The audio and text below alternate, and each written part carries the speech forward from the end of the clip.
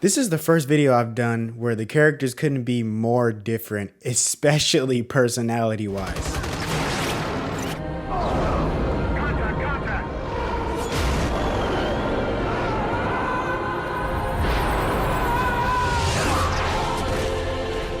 You okay?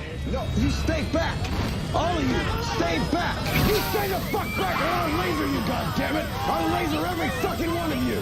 Because they are very similar in many other ways. But The Boys is a more realistic parody of the Justice League with real world issues and politics injected into it. So for this video, I'm going to be comparing Homelander to my favorite version of Superman from Man of Steel, played by Henry Cavill. And because I wanted to give this comparison a fair shot, making it more realistic. So first, we're going to start with their origin story and background. So Superman was born on a different planet named Krypton, and his original name was Kal-El. He was then sent to Earth by his parents before Krypton blew up. Then after the destruction of Krypton, he landed on Earth and he was raised by Jonathan and Martha Kent in a town named Smallville, located in Kansas, and they named him Clark Kent. And as an adult, he works in Metropolis, working as a journalist for the Daily Planet. Welcome to the planet. Then there's Homelander, in other words, John. He was created in a laboratory by Vought International using Compound V, which is a substance that's used to create soups, basically artificially created superheroes. Homelander was raised in isolation, where he just went through a bunch of tests where he's constantly tortured, experimented on, and is manipulated to be controlled by Vought. They raised this young boy from birth to be an easily controllable tool and puppet to make this company rich and extremely powerful. Vought is just like any other companies that are in today's world, enough money and power to have an influence on the government. He's then presented as the leader of the Seven, the world's premier superhero team, and is Vaught's corporate poster boy. As you can see, they both had a very rough start. Clark Kent didn't find out about his until much later, but Homelander knew and always knew, and eventually gets revenge on the people that tortured him.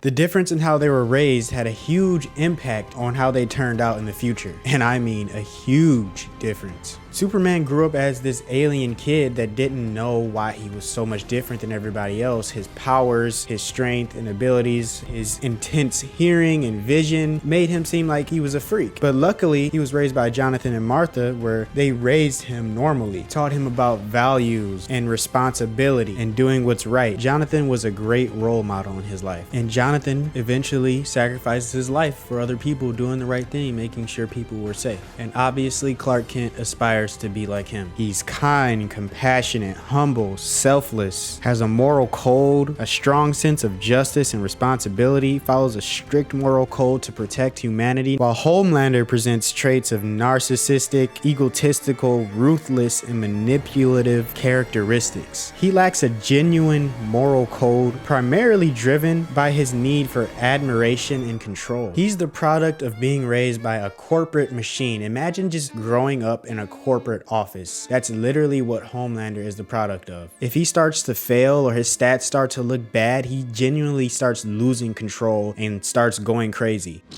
So what, they're all starving, but one of them's got a fucking cell phone? When he was being raised, he was literally taught to not disappoint the people that were experimenting on him. No father, no mother, just a lab and a whole lot of pain, torture, and misery. So of course the man is gonna go crazy and crack eventually. It happened a lot later than what it should have. Now let's talk about their physical differences and costumes. Superman is 6'3" and weighs around 235 pounds. He's always had a very muscular build, black hair, and blue eyes. Homelander is only 2 inches under him at 6'1" and weighing 220 pounds. He also has a very muscular build, but I would say it's more toned than Superman, and not as much muscle mass.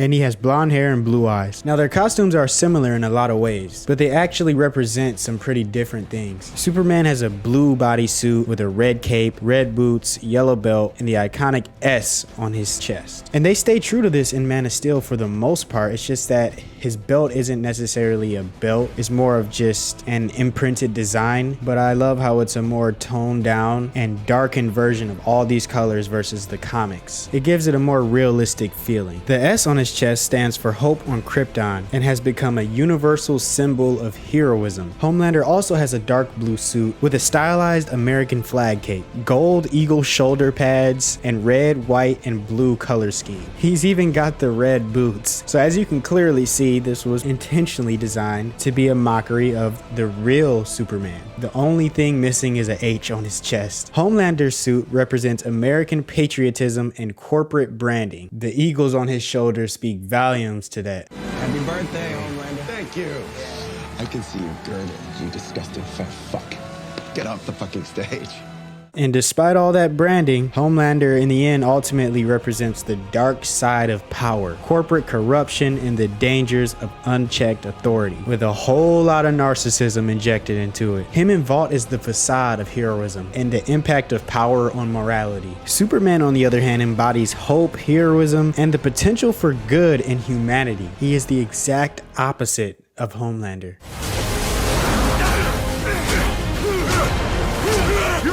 You can threaten my mother!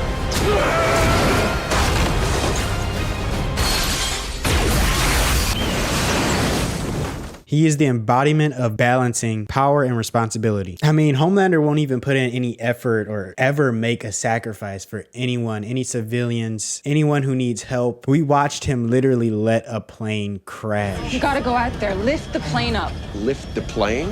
How? There's nothing to stand on. It's fucking air. You take everybody one by one, you fly them to the ground.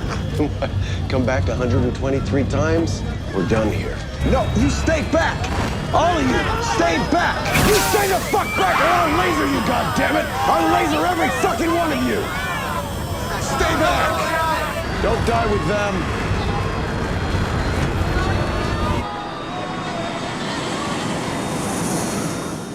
And Superman, on the other hand, well, I mean, I don't even have to explain that. Everybody already knows and has seen what Superman has done. Next is their powers, which is actually very, very similar. Superman has super strength, speed, flight, invulnerability, heat vision, x-ray vision, super breath, and enhanced senses. Basically just extremely overpowered. We all already knew this. And his weakness is kryptonite, the radioactive remnants of his home planet, and magic. Kryptonite is basically a poisonous radiation that Kryptonians can die to. Homelander's powers is super strength, speed, flight, heat vision, enhanced senses, and he's invulnerable. Now, we don't really know of any actual weaknesses he has, but we do know he has psychological vulnerabilities, mainly his dependence on public admiration. But as of lately, we've started to see him not really care as much. So ultimately, you can hurt him psychologically, but we have yet to see any physical weaknesses. And we've still got season 5 to figure out what that is.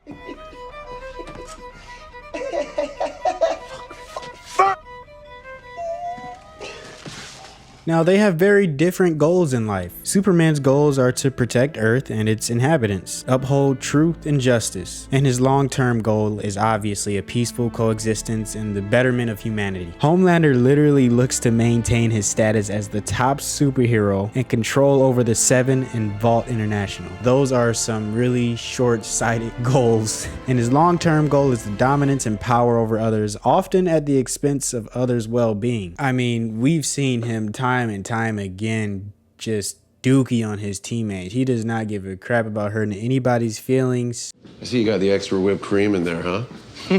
Yeah. Yummers. Guess you wanted to cram in as much fat fuck as possible, huh? Fastest man alive, what a fucking joke. What did you say? What did you say to me? I'm sorry. Shit. I'm so sorry. I didn't mean it. Now, the theme music is actually a very funny comparison, but I do want to note that John Williams does the score for Superman. I did not know that. Man, that dude has created the best music ever. But for the Man of Steel movie, Hans Zimmer does the musical score for Superman. Hans Zimmer brings a more unique style to the Superman theme, and let me tell you, I absolutely loved it. This is one of my favorite soundtracks for movies of all time.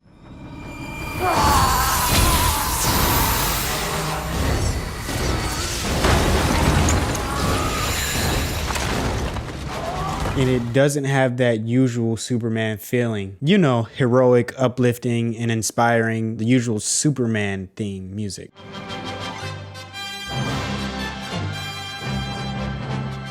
He gave it a more epic and serious tone with a lot of emotional depth to it. Now, there are tracks like the main theme that is both uplifting and inspirational and represents Superman's hope and his ascent to becoming a hero. And oh boy, General Zod's themes are just so good. And I also love the quiet moments that reflect Superman's inner struggles and his search for identity and purpose. And he has those solo moments, and it creates such an emotional and intimate moment, especially before Superman has to deliver his first kill ever.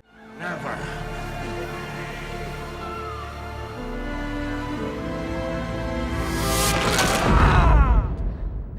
On the other hand, in The Boys, especially Homelander, his themes, they're usually super patriotic, heroic, you know, displaying everything that Hans Zimmer actually didn't really do in his Superman score. But they do it with a little twist on The Boys. Homelander's music always starts off inspirational and heroic and patriotic, and then always takes this turn where the tone drops off and the music gets all demented and messed up and starts to drag, and it really speaks to Homelander's mental decline and his psychological downfall. And as messed up as the deeper message is to it, I can't help but laugh every time that happens on screen.